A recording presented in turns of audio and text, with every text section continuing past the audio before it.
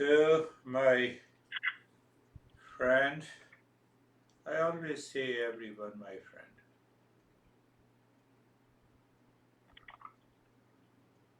So, behavior, attitude. Our behavior is good, our attitude is fantastic if the mind is pure. So, if the mind is pure, means what? It has no impurities.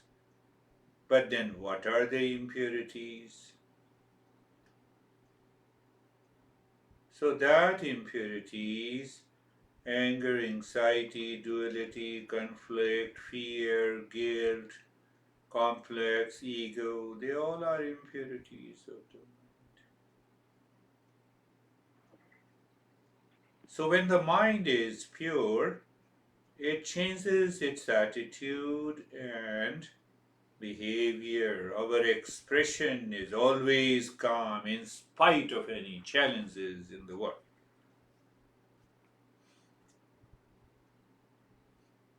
Whether the siblings have gone to the school or not, you are not sad. That is also an attitude. Rather, you praise, encourage, and appreciate your siblings. You say them goodbye when they are going to school. Good luck. You have to study. You should be happy, then sad.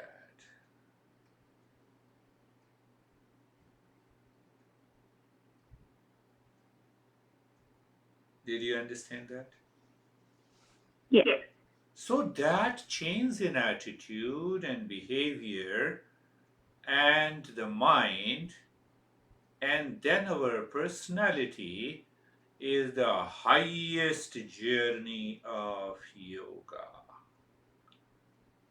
Higher journey, lower than that, is practicing meditation every day. But behavior and attitude, I have to apply that 24 by 7. Higher meditation, I practice once every day and then 23 hours. If my behavior and attitude do not change, then I'm not growing and evolving in the journey of yoga. And lower than the meditation or mindfulness are other practices, asanas, pranayama, breathing, mantra, and other practices. Lower than that, we should follow our ethical and moral discipline in our life. So you see, the ground, moral and ethical discipline, then asana, pranayama, breathing practices, then meditation, and then the highest is living into that peace and the calm and expressing, thinking, speaking, and acting in a right, proper mental attitude.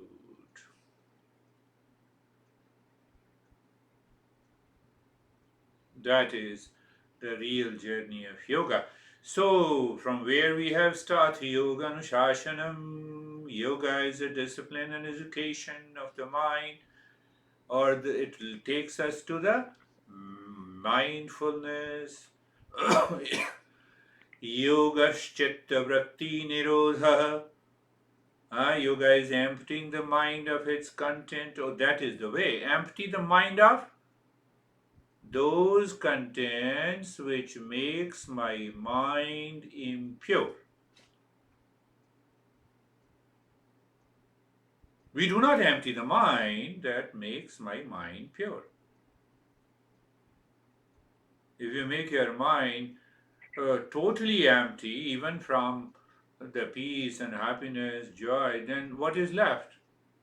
Nothing is left. So the third sutra, Patanjali says, when we empty the mind of its content, we recognize, we realize our real self, and that is the goal.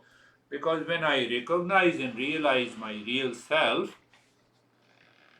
permanent happiness is there, permanent joy is there, smile is there. I don't see the smile on your face, Sam. You're so serious? Uh-huh. No. So then the fourth sutra says that those people who do not live and realize the real self, their mind is constantly wandering, the wandering mind on the thoughts of impurity. And when the thoughts of impurity, the feelings of the impurity is there, then they become sad, angry, agitated, reactive, extreme fatigue level, and they suffer. Now, then we go deeper into the fifth sutra. The fifth sutra says that all these thoughts are of five types. Each thought at one time becomes painful, at other time becomes non-painful. Siblings are going to school to learn to get the knowledge, good thought. Same thought. Now see, siblings have gone to the school because I will feel lonely, so I am sad. Same thought. Same thought is painful and same thought is not. Why you are repeating again and again, is your mind saying, why you are repeating the same thing again? No, just an example. So that is an example, the thought. Any thought can cause me pain, the same thought can cause me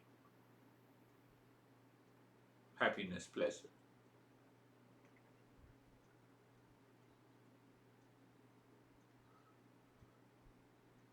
Sienna, why don't you eat pasta is good? Your mom says.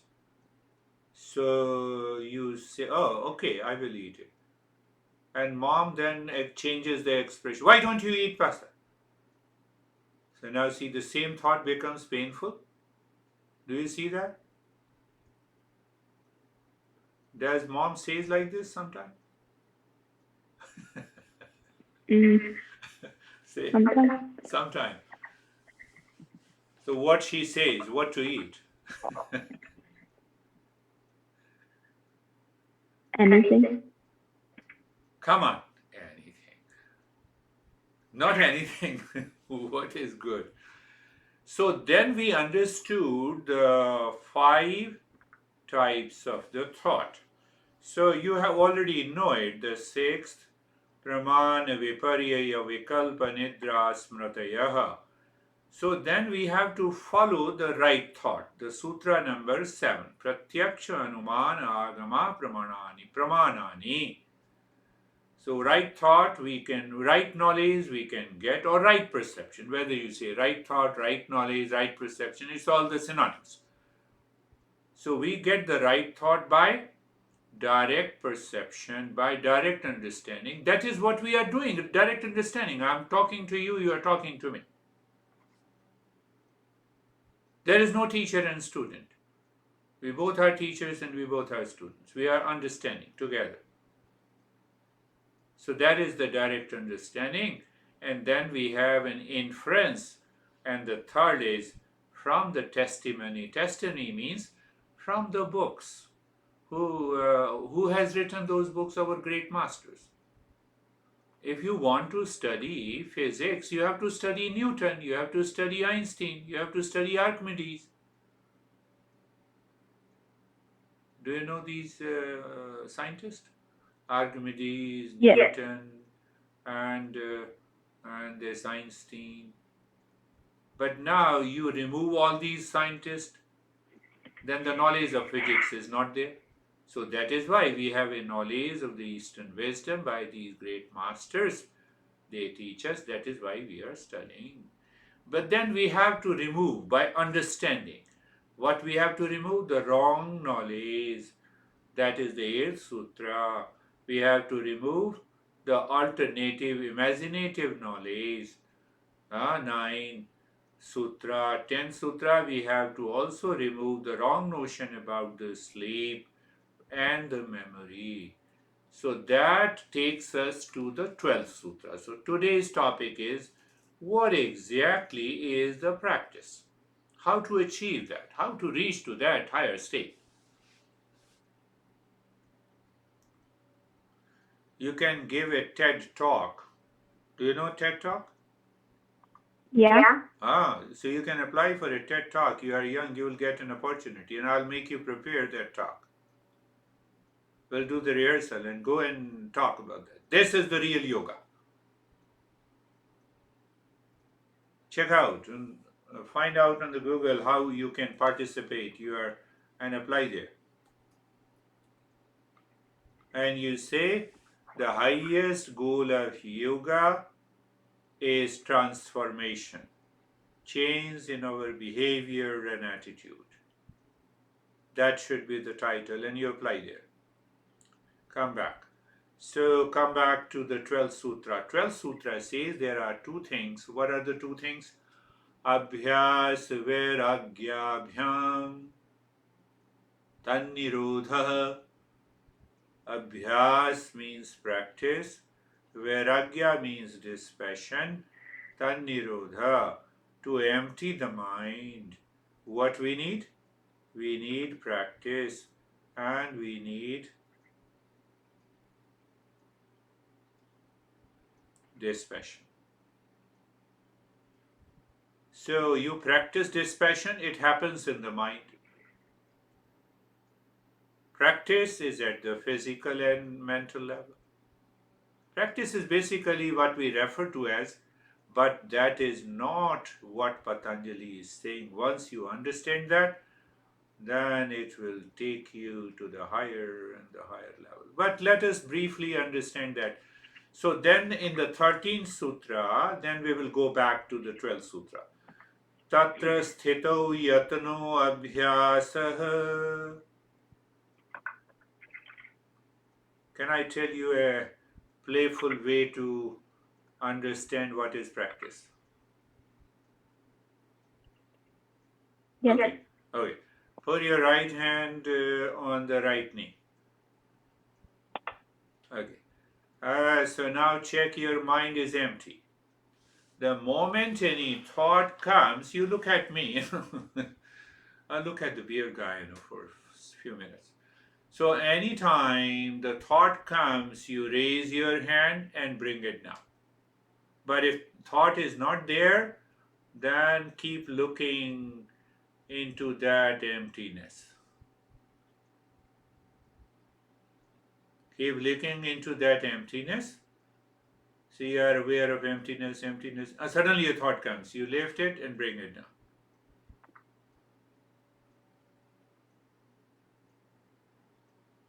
So when you are lifting your hand, you know the unwanted, uninvited thought has entered into the mind. It has disturbed so-called the emptiness.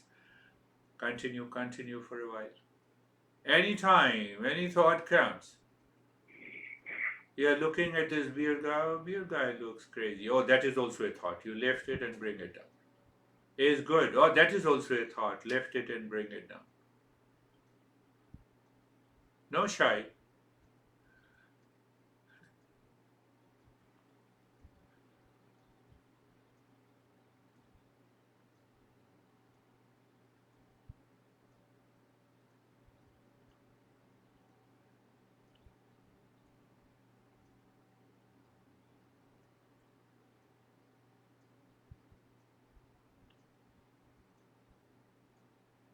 Good. It is known as an awareness. Your mind continues to be in the state of emptiness, and suddenly a thought enters like the bird.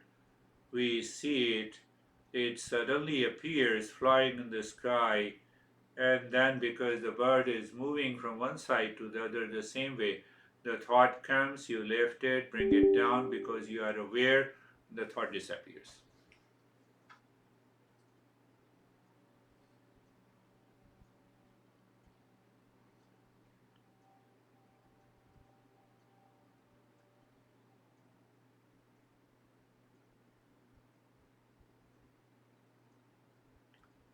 Leave this. Do you see that emptiness in the mind? Yeah. So when the mind is aware of that emptiness, that is known as the practice.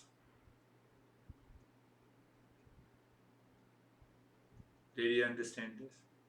I will go through it Mhm. again in a different way, but today let us see. So, oh, so that is steadiness. That is the practice. Abhyas. That is the practice. Tatra sthetau yatno abhyasah. And I define that for you that when the mind is able to maintain the fourth subjective state of the mind,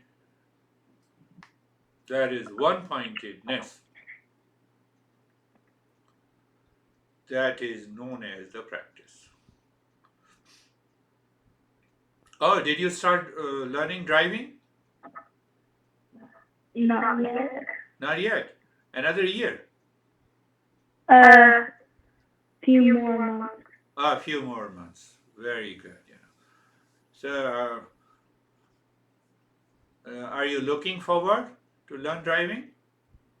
Yeah. Very good. So, in driving, what happens? The mind is constantly aware of the lane, the steering, the brake, and the paddle, and the rear mirror and the front mirror all at the same time. We need that kind of steadiness in our life to change the behavior and attitude and to purify the mind. The moment you lose awareness, the mind will become impure. Sadness, anger, hesitation, delusion, guilt, and all these stuff will return to the mind, and then we feel frustrated failure. Just a glimpse of what exactly is the practice in. When you go to the gym, the practice is purely physical. Huh? You lift your weight and you use those machines. But here the practice is internal. You were looking at the space inside, and then you instantly became aware of the thought entered, and so you lifted your hand and brought it. What thoughts are coming to your mind now?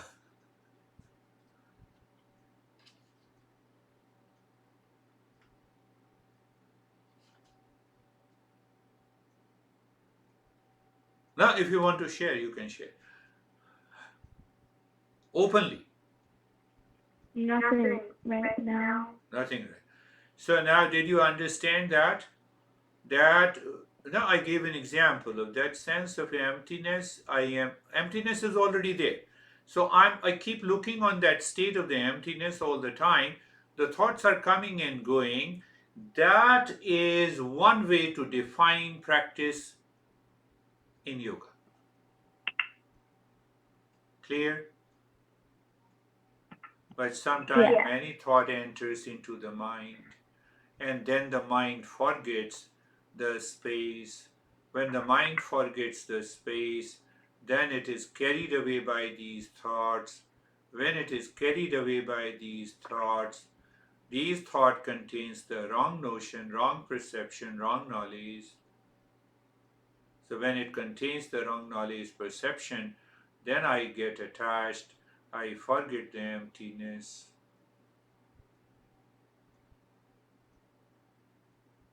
and I become stressed. In any situation, in any relationship, any movement in life. So what should be done? So the 14th Sutra Master says 4 steps. Regular practice. Regular practice, and to be done daily means continuity is there. You don't break Oh, one day I will do 5 hours, the second day I will do nothing. No, every day, little by little practice, regular. Regular means regular, and then without break means continuity. With a sincerity means by understanding. And the fourth is with commitment is devotion.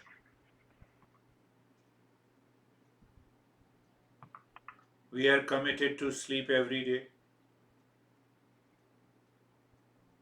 but we forget to practice. We don't have a commitment to the practice. No, no, no, I have to do the practice. I have to do it. I have to do it. I have to do it. So, that emptiness is already there. We recognize that sense of emptiness and space to make you understand. And how to achieve that state of the emptiness means what? That now I am not affected by any thought, or any thought with the emotion, or any thought with the emotional dependence. So I don't enter into any form of the anxiety, duality, conflict, delusion, wrong knowledge, wrong perception, imagination, etc.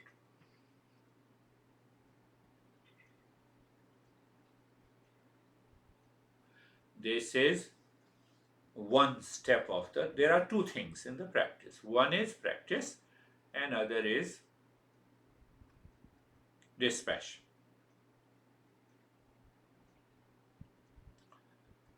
So the two sutras, that means Vajrayana Sutra, the 13th and the 14th, discusses about what exactly is the practice. But practice plus dispassion, these are the two things in the practice. So 15th and the 16th sutra is talking about now see that your mind is now not attached to any sense of incompleteness, or there is no attachment to any object or a person outside. Your mind remains empty. That mind cannot become angry, upset. So what happens? So when it is not, then your mind recognizes the softness, the calmness, the peace, the compassion, and then your mind continues to think and speak and act out of that peace, happiness, love, and wisdom. So your behavior and attitude change.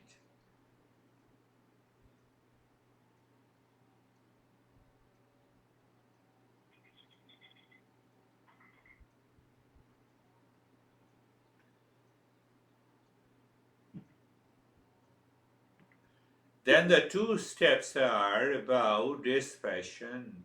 Dispassion takes place in the mind. We cannot see it outside, but yes, symptoms are seen. Say how the symptoms are seen.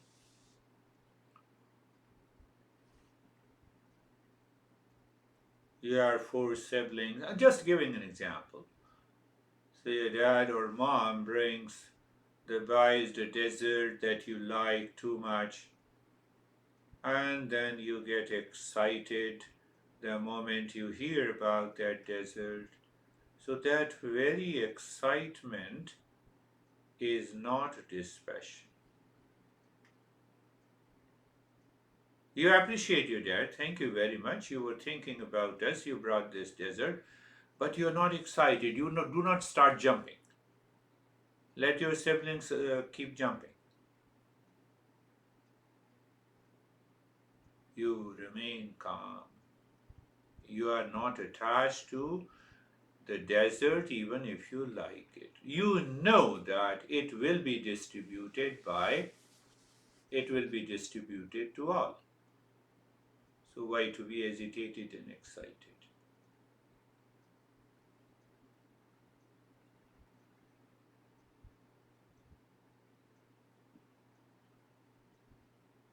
I know you are young, so I'm teaching you some higher principles, but I have to teach you higher principles. I have a higher and a higher and a higher expectations from Sienna, that you are listening and learning, and I know that you can change. You're capable. You are a seeker. You are wise. So that's why I have a higher and higher expectations. So the 14th Sutra, 15th Sutra says the very dispassion that you are free from the craving for anything in the world outside. But how to achieve that? Dispassion is achieved by, do you remember? We will talk about it again in a different way, in a very simple way. Dispassion begins from discernment. What is discernment? Thinking. What is that kind of a thinking? Thinking that removes the unreal from the real.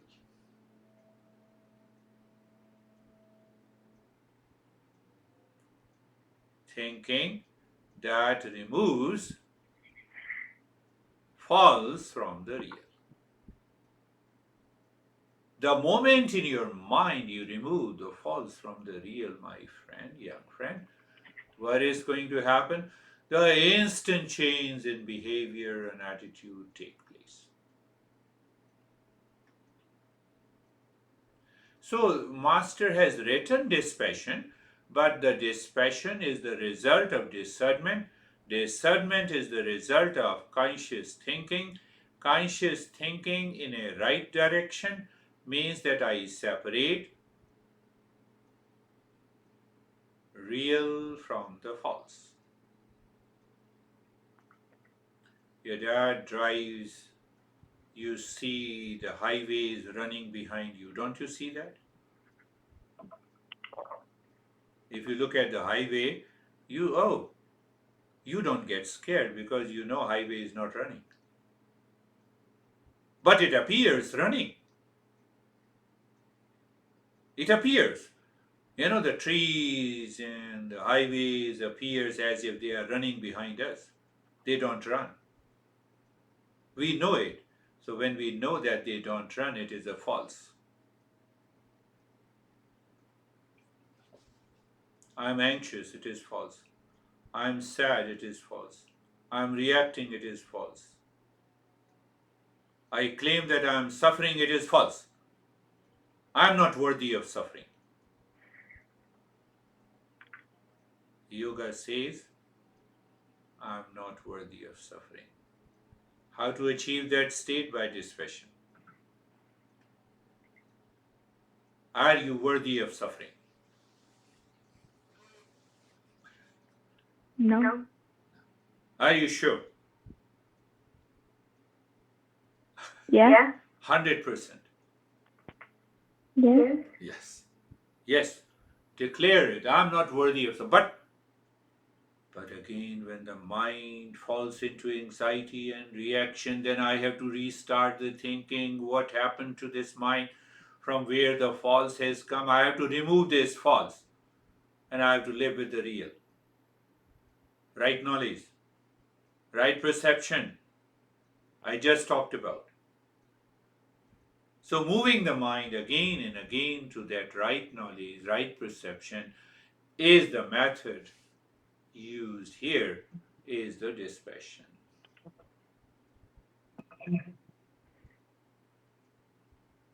Can I use the same example?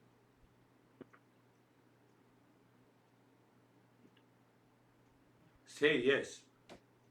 Yeah. So your siblings are not going to anywhere forever. They will go to school, they will return. Yes. So how to get an opportunity in this situation? Oh, as long as the siblings are in the school, let me complete my all the work. Let me do the practice. There is no one to disturb me. And once the sibling comes, I will join them again.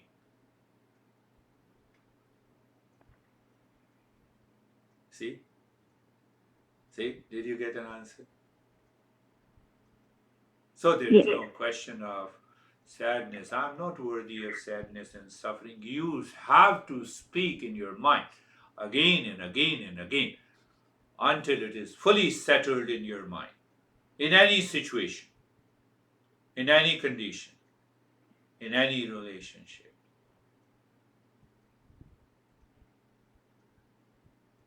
That is the power of dispassion.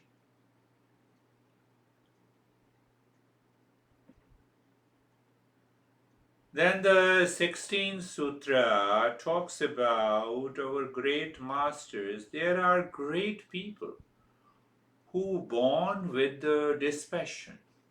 How they live in the highest state of dispassion.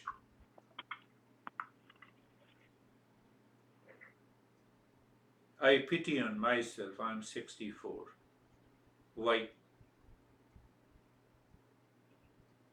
There is a great master who visited United States at the age of 18 and 19, and he mesmerized the people gathered in Chicago long back in 1893. He was a great master at the age of 18. I was fool at the age of 18 and I'm still.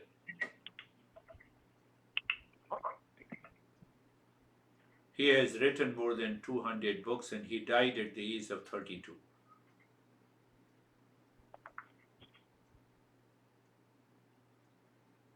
So when I look at him, I did not achieve anything.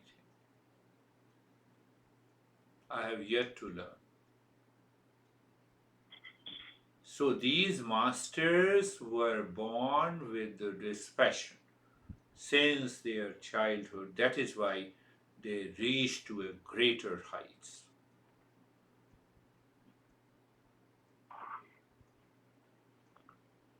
At the age of 14, he used to sit in meditation for 6 to 7 hours in lotus pose. I could only sit for 4 hours, so I did not achieve anything in my life. So when I think like this, it inspires me, it motivates me. Because he used to sit for 6 hours at a stretch every day, the knowledge was revealed into his mind. That is why he wrote all these texts. Because he need not to make any effort. Knowledge was already there. He expressed in the form of a book. Then he went to California, he went to New York. You can Google out, it's known as Rama Krishna Mission.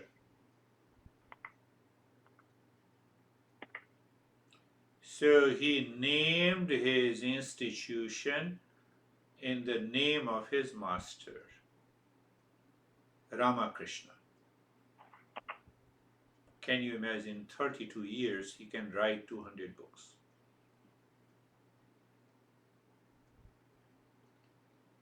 Inspire yourself. I am 14, I have to do a lot of work.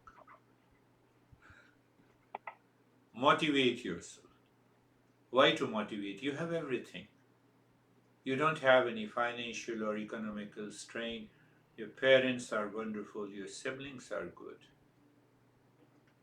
Why not achieve greater heights in your life? Think. If you have any issue, let me know. I will tell you that yes, how to get into there.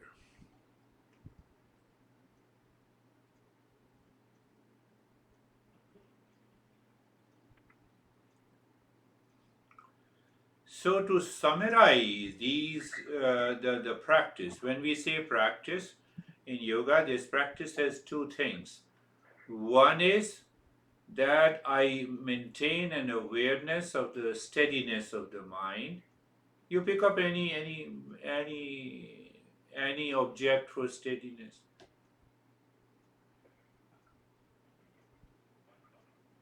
Any object.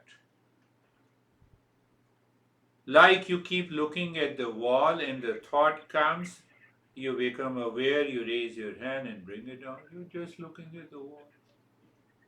Maybe you can look at yourself into the mirror. Any object you can pick up.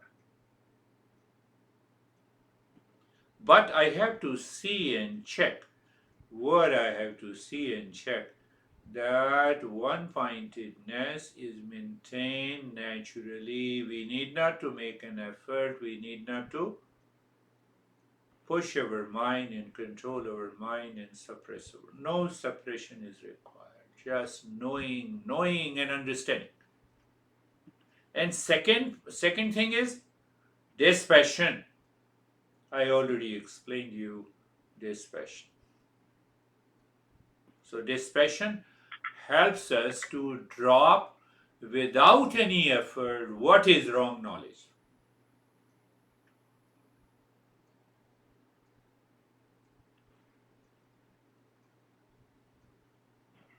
Can I make you understand in day-to-day living?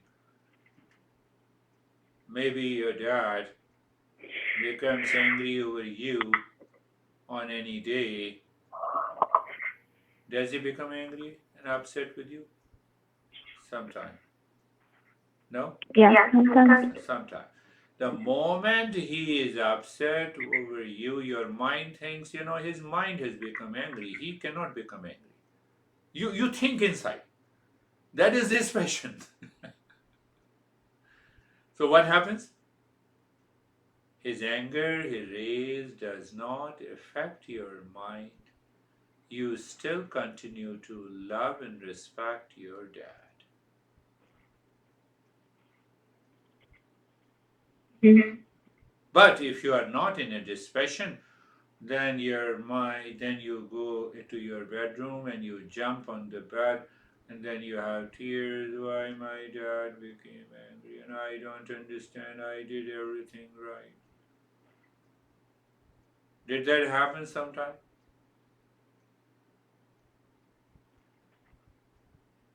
What do you mean? Yeah.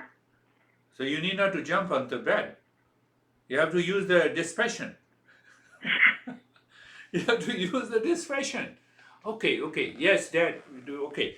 First, you think that his mind has become upset and angry. Not he cannot become angry. He's my dad. He loves me. So you think like this, and then you speak out. Okay, Dad, I will do this. I agree with you. I appreciate you told me. Finished. You stop. You help her. You help him to stop being upset. That is one option, and the second option, that you run to your bedroom, you throw yourself onto the bed. Okay, no, I never said anything. Why my dad is being upset? You keep on thinking. That is not dispassion. That is wrong knowledge. That is the impurity of the mind. And then the dad comes and sympathizes. No, you don't need any sympathy. Why? You are mature. You have an emotional freedom. People seek emotional dependence. People demand sympathy because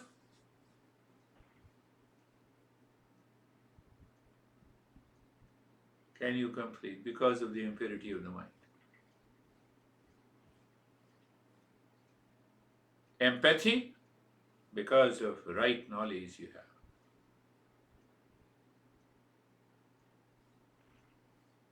Are you getting it? Yes. So that is why we say the two steps. So when we talk about the practice, it has to do with the one-pointedness of the mind.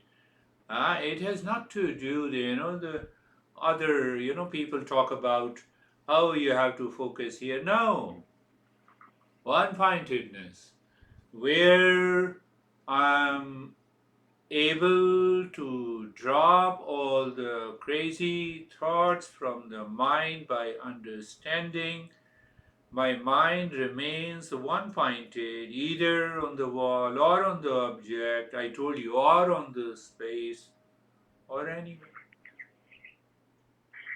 Plus, dispassion. Dispassion comes from the discernment. What is discernment? I told you, discernment is a conscious and the right thinking. What is right thinking? That I should remove real from the mind. Am I right? Yes. What do you mean? I told you that I should remove what is real from my mind. No. No. So where you are? Where you are? No, I should remove what is unreal. What is unreal from my mind. The moment I remove what is unreal from my mind, what happens?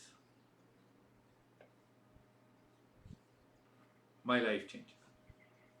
Behavior changes. My attitude changes. Take the same example again and think over it. That maybe your dad becomes upset, he speaks with a little higher tone, and then you feel sad, you don't have a dispassion.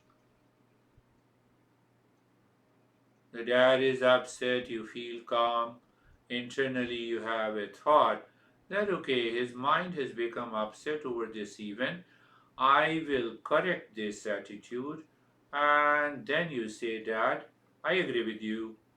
I agree with you. You are right. I will never let it happen in the future. That is a wonderful attitude in your life. Attitude changes the behavior. When the behavior changes, it changes our personality.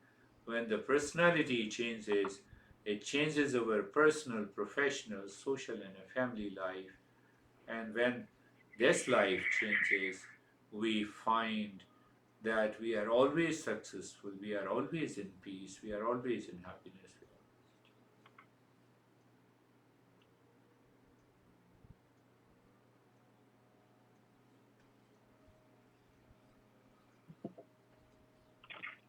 What do you say?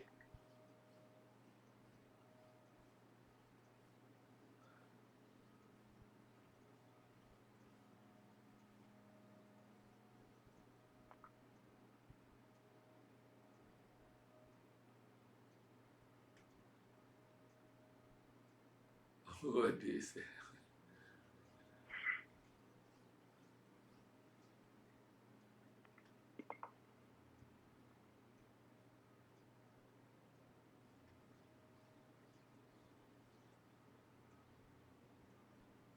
I'm waiting. What? I'm waiting. What do you say about the practice and dispassion? Can you repeat the question?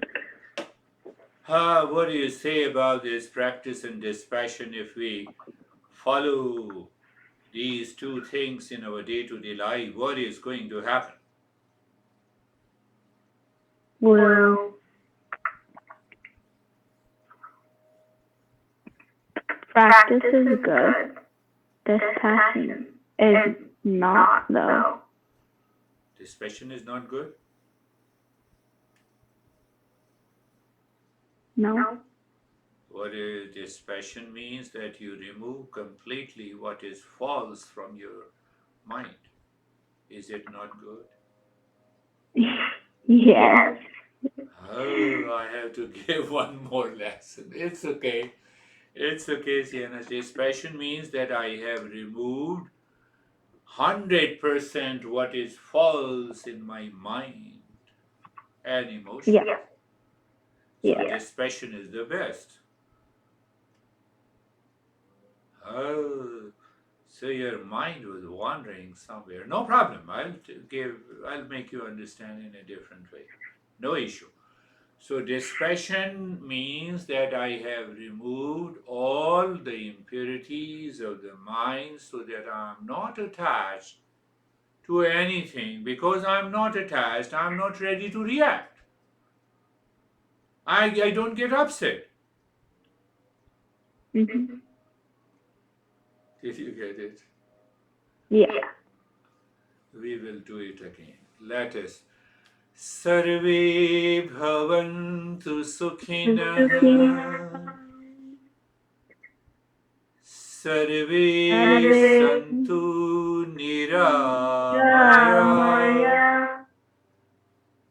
Sarve bhadrani pashyantu.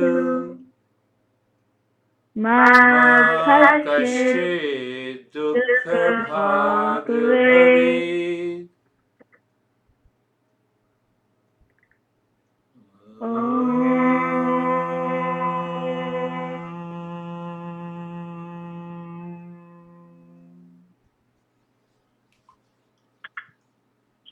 Shanti,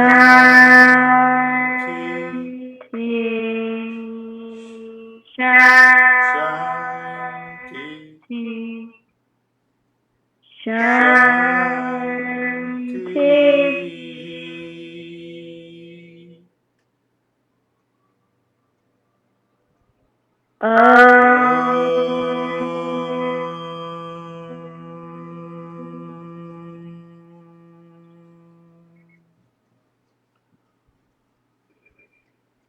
Shanti. Shanti,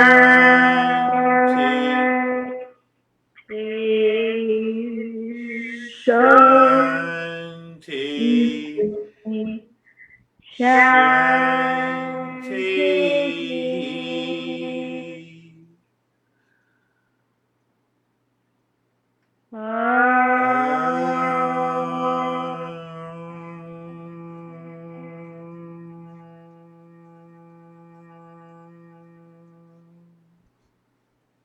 Shanti.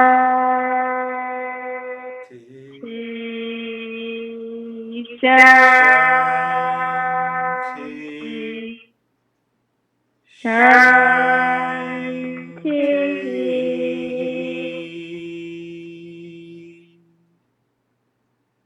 So, my young friend, we are meeting next week on Tuesday.